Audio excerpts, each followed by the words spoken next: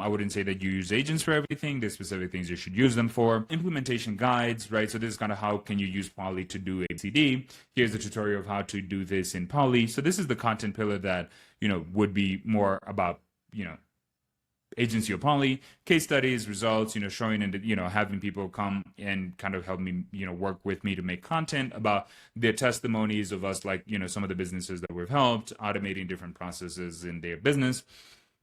Sustainability through technology, achieving long-term environmental benefits. So, for example, if we make companies more efficient at doing what they do, then we'd be able to actually deliver that service better, et cetera, et cetera, et cetera.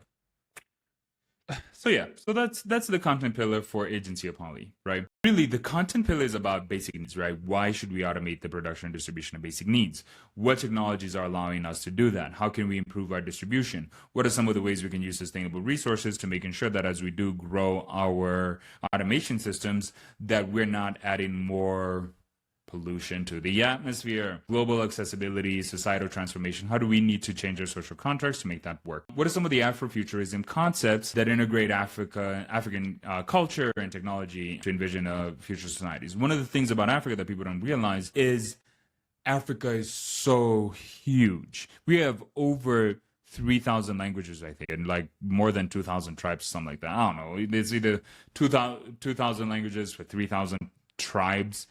We have a lot of tribes, a lot of cultures, a lot of languages. We're very diverse. But also there's the essence of like, how do we take that collective shared reality that we want to exist within and kind of personalize it to each region, each culture, each language, and all that kind of stuff, right? And so, next gen habitats, I like futuristic design. I wonder if I have like an image of one here. I'm just going to talk about personal leadership, career goals, reflection, industry thought, like, talking about AI, that kind of stuff.